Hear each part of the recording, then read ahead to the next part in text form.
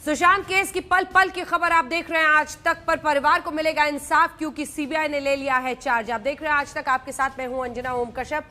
आइए पहले आपको अपडेट कर दें कि आज सीबीआई कहां कहां पर पहुंच रही है, किस किस से पूछताछ कर रही है, मामला कैसे आगे बढ़ रहा है, आज सुबह से क्या कुछ हुआ है। तो स्टाफ नीरज से पूछताछ हुई है, मुंबई पुलिस से केस हैंडओवर लिया गया है, लैपटॉप, मोबाइल, पर्सनल चीजें जितनी भी थी उन सब की तफ्तीश, और इधर सीसीटीवी फुटेज की भी जांच के लिए उसे कब्जे में लिया गया है। जानकारी आ रही है कि 13 जून के बारे में नीरज से सवाल जवाब किया गया है। नीरज वही कुक जो घर में मौजूद था, सुशांत के कमरे में कौन कौन मौजूद थे, ये सब कुछ पूछा जा रहा है। देखिए किन परिस्थितियों में उनकी बॉडी उतारी गई थी, ये सब भी सवाल सीबीआई कर रही है। फ्लैट के बाकी लोगों के साथ सुशांत कितनी देर थे, 13 जून को सुशांत का मूड कैसा था, क्या वो बातचीत कर रहे थे, क्या था उनका बर्ताव। पांचवा सवाल, क्या उस दिन सुशांत ने डिनर किया था। तमाम ऐसी बातें इकट्ठा की जा रही है। देखिए सिर्फ 14 जून नहीं, 13 जून भी बड़ा क्रूशियल बन गया है। सबसे पहले सुशांत की बॉडी किसने देखी, सबसे पहले किसने स्पॉट किया, सुशांत के शव को नीचे किसने उतारा, उतारने के लिए किसने कहा था। तमाम ऐसे पहलू हैं जिन पर बातचीत हो रही है। पुलिस को फोन कब किया गया, कब पुलिस को जानकारी दी गई, बॉडी किसने उतारी, सबसे पहले पुलिस को फोन किसने किया था, ये तमाम बातें, क्योंकि वहां पर नीरज खुद मौजूद थे। पिछले 6 महीने से सुशांत के साथ कौन था, पूरा खाका इन 6 महीनों का लिया जा रहा है। 14 जून को यह घटना घटी है। क्या कुछ कब्जे में लिया गया, हम आपको दिखा रहे हैं। 3 मोबाइल फोन सुशांत के जो कब्जे में ले लिए गए हैं। इसके अलावा और भी तमाम पर्सनल बिलोंगिंग्स हैं उनके जो कब्जे में सीबीआई ने ले लिए हैं, जिसमें एक लैपटॉप है, जो मग जिससे उन्होंने जूस लिया था, जो कपड़ा जिससे कथित तौर पर ये हैंगिंग हुई है, ये तमाम चीजें ली गई हैं। मोबाइल कॉल रिकॉर्ड्स इकट्ठा किए गए हैं, सीडीआर,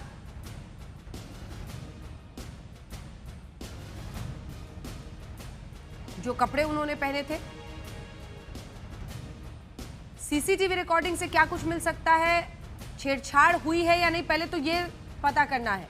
क्या सारे सीसीटीवी कैमरे काम कर रहे थे, क्या किसी कैमरे से छेड़छाड़ भी हुई है, सुशांत के अपार्टमेंट में कब कौन आया कौन निकला, ये सिलसिलेवार ढंग से टाइम के साथ मिल जाएगा। सुशांत की मौत के दिन कौन मौजूद था, ये पूरी जानकारी मिलेगी। और अब आइए आपको दिखाते हैं, नीरज ने जो कि घर का कुक था, उसने उस रोज क्या देखा था 14 जून को। उस रोज सुशांत के फ्लैट में कौन कौन से लोग थे, पूछताछ सीबीआई कर रही है। लेकिन उससे पहले 14 जून की घटना पर आज तक से एक्सक्लूसिव बातचीत कर नीरज ने अपना जो वर्जन है वो रखा था। आइए आपको सुनाते हैं 14 जून की कहानी नीरज की जुबानी। 14 तारीख को ये जो हादसा हुआ, तो उसके पहले क्या हुआ वो हम नीरज आपसे जानना चाहते हैं कि 13 तारीख को क्या हुआ। 13 तारीख को कुछ नहीं हुआ। 13 या 12 तारीख को से मैम चली गई थी, तो मैम सबको म्यू बोल के गई थी, ध्यान रखना। बाकी सर के दिमाग में पता नहीं क्या था, हमें भी नहीं पता। फिर हमारा काम क्या है, सर को खाना पीना पूछना है, टाइम टू टाइम क्या चाहिए सर क्या नहीं चाहिए, वो हमारा फ़र्ज है कि नहीं। बाकी हम और चीज़ नहीं पूछते कि सर किस तरह की प्रॉब्लम है, ये चीज़ हम सर से कभी बात नहीं करते, है ना। तो हमने सर से खाने पीने के लिए पूछा, जो शेफ ने उनसे पूछा, सर आपने कुछ खाया भी नहीं तो खाने के लिए क्या किया जाए, 13 तारीख की बात है। तो उन्होंने बोला मुझे कुछ नहीं, मैंगो शेक खाना। तो मैं मैंगो आम नहीं थे, तो मैं फटाफट गया मार्केट में, आम मैंगो लेके उन्हें मैंगो शेक बना के दिया। तो उन्होंने कहा ठीक है मैं गुड नाइट सोने जा रहा हूँ, ओके। तो सर 13 तारीख को सो गए थे। तो 14 को मॉर्निंग को, 14 जून को वो 6 बजे उठे थे उस दिन। मेरा टाइम क्या था, मैं 7 बजे उठता था, फिर आधा घंटा मैं डॉगी को वॉक करा के लेके आता था। तो 6 बजे उठे थे, थोड़ा उन्होंने शायद थोड़ा वॉक किया होगा इधर उधर जैसा भी। तो फिर वो आए 8 बजे के आसपास, तो मैं उनके गेट से सफाई कर रहा था। तो सर बाहर निकले जैसे गेट से, बिल्कुल हैप्पी मूड ठीक था, इतना भी वो नहीं था, थोड़ा मतलब इतना भी सीरियस नहीं थे, इतना भी खुश नहीं थे, ठीक ठाक माइंड में। हाँ, तो सर ने मेरे को बोला नीरज मुझे ठंडा पानी ला के दो। मैंने कहा ओके सर। मैं फटाफट भागता हुआ गया, मैं ठंडा पानी लेके आया, ठंडा पानी उनको दिया। देने के बाद सर ने पानी पिया, तो जस्ट मुझे गिलास दिया। तो देने के बाद बोला सब ठीक है ना मामला नीचे। मैंने कहा हाँ सर सब कुछ ठीक है, ओके। हल्का फेस में स्माइल दिया। तो उसके बाद वो रूम पे चले गए। उसके बाद मैं नहाने धोने जो है सफाई पे करने चला गया। फिर उसके बाद 10 साढ़े 10 बजे के आसपास जो है ब्रेकफास्ट के लिए जो है खाना बनाने वाले साहब वो पूछने के लिए चले गए कि ब्रेकफास्ट और क्या लोगे आप। तो सर ने बोला मैं थोड़ा नहीं नारियल का जूस लूँगा, नारियल पानी लूँगा और थोड़ा ऑरेंज जो भी जैसा रहेगा वो मुझे जूस दे दो, और साथ में थोड़ा बनाना देना बोला। तो वो जो सेफ है वो तीनों लेके गए ट्रे में। तो सर ने गिलास, जूस और जो है ट्रे ले ली। हाँ, और ट्रे नहीं लिया उन्होंने, जूस लिया हाथ में और नारियल पानी लिया। बोला मैं केले बाद में लूँगा, बस ये लेके वो अंदर चले गए। वो जाने के बाद उन्होंने लॉक कर दिया। करने के बाद हम उसका हमें पता है अभी ब्रेकफास्ट में अभी ये ले लिया, अभी 1 घंटे तक 1.5 घंटे तक अभी कुछ नहीं लेंगे, वो सभी जानते हैं। ठीक है, फिर उसके बाद हमने उन्हें मतलब आधा पौना घंटे तक हमें उन्हें डिस्टर्ब नहीं करा, हम अपने काम पे लग गए। सर ने जैसे लिया फिर हम फ्री हो गए, फिर हम लोगों ने ब्रेकफास्ट किया, जैसे उसमें नहा धो के एकदम फ्रेश हो गए। फिर किचन साहब ने बोला एक बार और मैं खाने के लिए पूछ लेता हूँ दिन का क्या प्रोग्राम है। वैसे तो लग रहा है खाएंगे नहीं, फिर भी पूछ लेते हैं। तो वो गए पूछने के लिए, तो लॉक लगा हुआ था। तो उन्होंने जैसे उस तरीके से खटका जिस तरीके से वो सो रहे हैं, तो हल्का खटखटाया। तो वो खटखटाते, अगर मैम होती तो खटखटाते हम खोलते नहीं है, सिर्फ सर होते तो खटखटाने के बाद हम वो खोलते हैं। हाँ, क्योंकि सर ही रहते हैं। तो उन्होंने खटखटाने के बाद जैसे खोला, अंदर खोलने के बाद तो लॉक लगा हुआ था अंदर से। तो जैसे लॉक लगा था तो उन्होंने सोचा कि सो रहे हैं वो, तो नीचे आए। तो मैंने पूछा क्या फाड़ने का क्या प्रोग्राम, कुछ पूछा। कह रहे वो अभी मॉक लगा हुआ है। तो हमने कहा तो सो रहे होंगे, अभी डिस्टर्ब करने से कोई फ़ायदा नहीं है।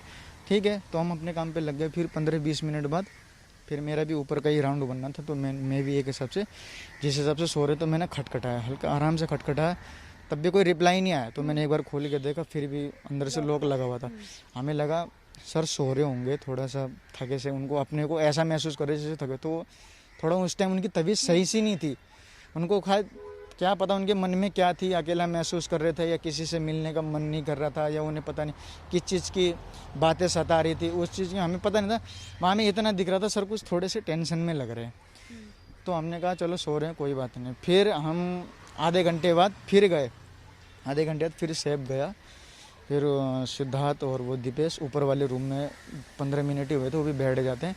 कभी सर निकले तो उनको गुड मॉर्निंग बोलने के लिए, तो वो सामने वाले रूम पे बैठे हुए थे। तो उन्होंने सैफ जो है उन्होंने बोला कि आप तो बात भी करते हो, पूछ लो ना सर से खाने का क्या प्रोग्राम है। फिर खाने की तैयारी करते हैं, 10 साढ़े 10 हो गया। तो उन्होंने कहा आप लोगों ने खटखटाया? हाँ हमने खटखटाया, मॉक कर रखा है। तो अच्छा कोई बात नहीं, 15 मिनट का गैप दो फिर पूछ लेंगे। फिर 15 मिनट बाद उन लोगों ने मॉक करा, दोनों ने ट्राई करा, हल्का हल्का जिस तरीके से सो रहे हैं। तो गेट किसने खोला, मतलब मैं बता रहा हूँ, लॉक लगा हुआ था गेट, तो वो लॉक तो तोड़वाया हमने। अच्छा। हाँ, तो जैसे खटखटाया तो कोई रिप्लाई नहीं आया। तो फिर जो सिद्धार्थ ने उनके पास सर का नंबर है, हमारे पास नहीं, उन्हीं के पास। तो सर को 2 बार उन्होंने कॉल किया, तो बेल बज रहा था, रिप्लाई नहीं आया कोई। तो रिप्लाई नहीं आया तो फिर सब ने एक बार ट्राई करा। तो ट्राई करने के बाद फिर हमने सोचा चाबी ढूंढ लेते हैं, सो ही रहे होंगे तो कोई बात नहीं, खोल के हल्का सा देख भी लेंगे, कोई बात नहीं, क्या बात है नहीं है। कभी बाथरूम में फंस गए तो कभी लॉक तो नहीं लग गया, कुछ दिमाग में हमें, पर हमारे दिमाग में ये चीज़ नहीं चल रहा था कि कुछ सर गलत काम कर सकते हैं, ऐसा काम उठा रहा। फिर हमने चाबी अभी ढूंढा, 15-20 मिनट तक चाबी ढूंढा, हमें कोई चाबी अभी नहीं मिली, क्योंकि सर की गेट की जो जितनी भी रूम की चाबी की कभी ज़रूरत नहीं पड़ी हमें। सिर्फ एक मेन गेट की उसकी चाबी एनी टाइम रहती थी, कि उन गेटों की जब से हमने कभी चाबी की ज़रूरत ही नहीं पड़ी। फिर उसके बाद तो उन्होंने सिस्टर को फ़ोन किया, सर की मैम, सर की जो दीदी है उनको, सिस्टर को फ़ोन किया कि मैम इतना टाइम हो गया, आधा घंटा हो गया, सर गेट नहीं खोल रहे, क्या पता आप फ़ोन कर दो, क्या पता खोल लेंगे। तो उन्होंने कहा ठीक है, जैसे भी गेट खुलवाओ, मैं 5-10 मिनट में पहुंच रही हूँ, जैसे भी फटाफट खुलवाओ। तो उन्होंने ऐसे ही बोला होगा उनको। तो फिर हमने खटखटाया, तो हमने आवाज़ भी मारी, सर सर खोलो, क्या बात हो गई। तो सिद्धार्थ ने भी खोला, सुशांत सर बोल के आवाज़ मारी। तो मैंने भी आज मारा। तो हमें ज़्यादा आवाज़ मारते हुए थोड़ा सा डर सा लग रहा था कि सर डिस्टर्ब ना हो जाए। हमें तो यही लग रहा था कि हाँ, हमें तो यही लग रहा था कि सर सोए ही हैं। तो फिर उनकी सिस्टर आ गई? अभी सिस्टर नहीं आई थी, मैं बता रहा हूँ। अभी तो वो खोलने के बाद, नीचे उतरने के बाद जब पहुंची सिस्टर, तो उनकी सिस्टर को फ़ोन किया था। तो सिस्टर ने बोला जैसे भी खुलवाओ, मैं फटाफट पहुंच रही हूँ। तो उन्होंने ताला चाबी वाले को फ़ोन करा कि पता तो चले क्या है अंदर। तो फटाफट ताला चाबी वाले को बुलवाया, 5-10 मिनट में वो भी आ गया। तो ताला चाबी वाले ने बोला कि अगर तोड़वाओगे तो 5 मिनट लगेगा, अगर चाबी बनवाओगे तो 1 घंटा। तो उन्होंने बोला तोड़ दो। हाँ, सिद्धार्थ ने बोला तोड़ दो, देख लेंगे जैसा भी रहेगा, तोड़ दो, इतनी देर हो गया खोल नहीं रहे, तोड़ दो जैसा भी रहेगा। फिर उन्होंने 5 मिनट में तोड़ दिया। तो हमने उनको गेट ही नहीं खोलने दिया। हमने कहा जैसे तोड़ दिया आप सामान उठाओ। उन्हें 2000 रुपये कैश दिए, तो मैं दीपेश वाला चला गया। उन्हें भेज दिया हमने। हमने कहा जाओ, मैं दीपेश सिद्धार्थ ऊपर थे और जो केशव भाई थे जो कुक थे उन्हें ड्रॉप करने के लिए, गेट बंद करने के लिए, तो उन्हें चले गए। तो पहले सिद्धार्थ था आगे, उसके पीछे क्या बोलते हैं अपना दीपेश था और लास्ट में मैं था। तो जैसे दीपेश गया, वो सिद्धार्थ जाने के बाद तो वो एकदम बाहर आ गया और सेट बोल के। हमने बोला ऐसा क्या है, हम भी देख लें। तो जैसे दीपेश के जस्ट पीछे में था तो देखा तो सर पंखे में बिल्कुल फांसी लगा के लटके। तो देखा नहीं गया, मतलब बिल्कुल होश उड़ गया। हमने कहा ये कैसे हो सकता है, क्यों हुआ, तो समझ में नहीं आ रहा था कि क्या हो रहा है। उसके बाद तो कुछ जो भी है उन लोगों ने करा। फिर जस्ट उन्होंने फिर पुलिस वाले को या एम्बुलेंस को किसी को फ़ोन किया। फ़ोन करने के बाद फिर उतने में उनका किसी जीजाजी या किसी का फ़ोन आ गया, तो उनको बोला कि जैसा भी हो उनको नीचे उतारो।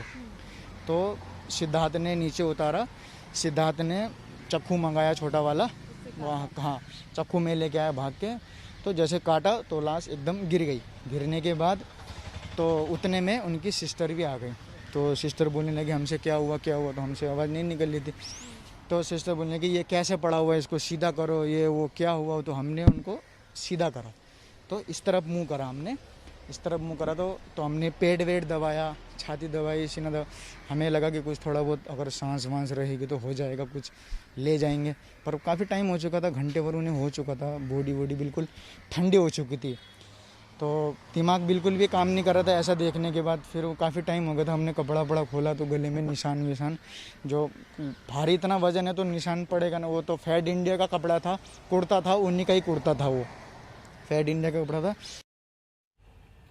तो नीरज की जुबाने पूरी कहानी जो हमने पहले ही दिन बातचीत की थी वो हमने आपको सुना दी है। शम्स ताहिर खान हमारे सहयोगी इस वक्त हमारे साथ जुड़ रहे हैं। शम्स, कोई अपडेट है पूरे मामले पर? नीरज की कहानी हम बता रहे हैं जो उसने खुद ही बताई है, लेकिन अब सवाल यह है कि वो भी एक तरह से पुट टू टेस्ट होगा, क्योंकि उनसे भी लगातार सीबीआई पूछताछ कर रही है।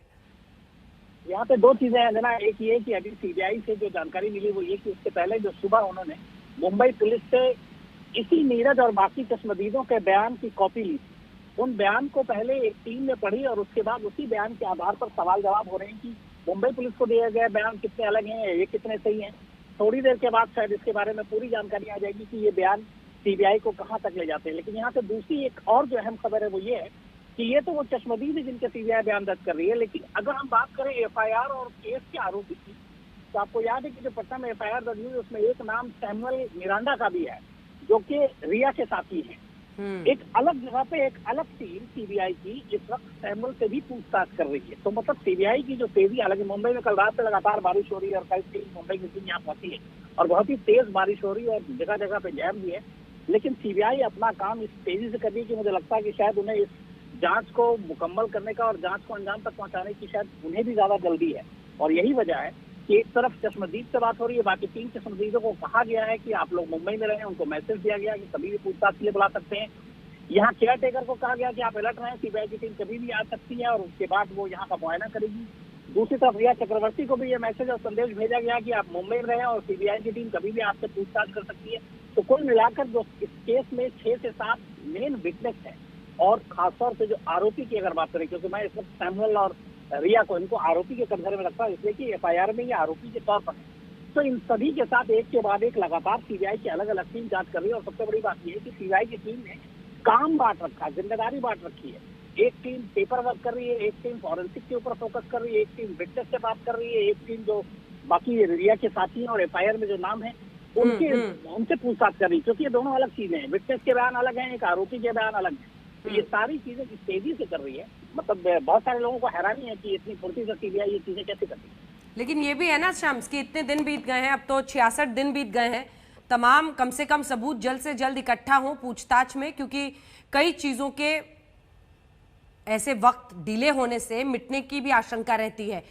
सबूतों को इकट्ठा करना, सच सामने लाना मुश्किल जरूर दिखाई देता है, लेकिन नामुमकिन नहीं है। सीबीआई की तेज तर्रार टीम इसमें जुट गई है। आइए अब आपको दिखाते हैं बीजेपी नेता मनोज तिवारी इस पर क्या कह रहे हैं। और मनोज तिवारी हमारे साथ हैं। आप तो सुशांत के पिताजी से भी मिलने गए थे 19 तारीख को। अब जब जांच शुरू हो गई है तो किस तरफ मामला पूरा जाते हुए दिखाई दे रहा है? कि आपको लगता है कि जो साजिश आप लोगों ने आशंका जताई थी उसका कुछ होगा, फाइनली उस पर कुछ निष्कर्ष आएगा? जी, पूरा भरोसा है हमें। और पूरे देश को भरोसा है, सुशांत सिंह राजपूत के सभी फैंस के साथ साथ उनके परिवार को भी भरोसा है। और ये बड़ा निर्णय हुआ है सुप्रीम कोर्ट के इस निर्णय से कि सीबीआई इंक्वायरी होगी, बिहार का एफआईआर सही है, उनका सीबीआई का संस्तुति करना सही है, और अब जो भी नया एफआईआर होगा वो भी सीबीआई को जाएगा। और महाराष्ट्र पुलिस ने जो अब तक कदम उठाए हैं वो आश्चर्यजनक रूप से बहुत ही किस दिशा में है कुछ पता नहीं चलता है। ये सारी टिप्पणियाँ आज इतिहास बन गई हैं और लंबे समय तक इसका एग्जाम्पल दिया जाएगा। हमें विश्वास इस बात का है क्योंकि कई शंकाएं हम जब आज तक भी देख रहे हैं, आज तक की रिपोर्टिंग देख रहे हैं, चाहे हम परिवार की बात सुन रहे हैं, उस कमरे में उस पंखे से जो हाइट है बेड से वो देख रहे हैं, जो कपड़ा लगा हुआ है उसकी क्षमता देख रहे हैं। तो अब जब पुनः रिक्रिएट किया जाएगा सीन, जब सारी चीज़ों का डिलीट कैसे हुआ सीसीटीवी फुटेज और उससे जुड़े हुए दिशा साल्यान जैसे लोगों के आत्महत्या भी हत्या है, क्या ये सारी चीज़ों में अब पूरा विश्वास हो चला है कि न्याय होगा और जो लोग जानबूझ के किसी को छुपाने की कोशिश कर रहे थे वो पर्दाफाश होंगे। एक व्हाट्सएप संवाद हुआ था जिसमें बात हुई थी क्या कि वो रिलेशनशिप से बाहर जा रही हैं, तो आपको लगता है कि इसमें, चूंकि आप खुद फिल्म जगत को बहुत अंदरूनी तरीके से जानते हैं, तो इसमें कोई बड़ी साजिश की भी संभावना है, आशंका है? देखिए, निश्चित रूप से हमने कल देखा ये समाचार आया और अभी तक जो जांच हो रही थी उसमें क्या पूछताछ हो रही थी, और सीबीआई इंक्वायरी जब घोषित हुई, कुछ जब एसएमएस पड़े हैं हाथ में, तभी क्यों इस प्रकार से सारी बातें आ रही, ये भी एक विषय है। और मैं समझता हूँ ये मैसेज का बाहर आना इस केस में उनके रिलेशनशिप को लेकर के नई कहानी कहता है। कई सारे सवाल खड़े करते हुए मनोज तिवारी, आप बीजेपी नेता को भी देख रहे थे, इन्होंने भी अच्छा खासा वक्त बिताया है मुंबई में फिल्मों के जरिए। एक ब्रेक के लिए हम रुक रहे हैं। इधर आपको बता दें सीबीआई लगातार पूछताछ कर रही है। नीरज जो कि कुक थे, उनसे 3 घंटे से ज्यादा पूछताछ हुई है। अहम कड़ियां खुलने की आशंका इस वक्त जाहिर की जा रही है। एक छोटे से ब्रेक के लिए हम रुक रहे हैं, देखते रहिए आज तक। नमस्कार, मैं हूं अंजना ओम कश्यप। हमें उम्मीद है ये वीडियो आपको पसंद आया होगा। लेटेस्ट खबरों के लिए यूं ही देखते रहिए आज तक, और इस वीडियो के पसंद आने पर लाइक, शेयर एंड सब्सक्राइब करना ना भूलें।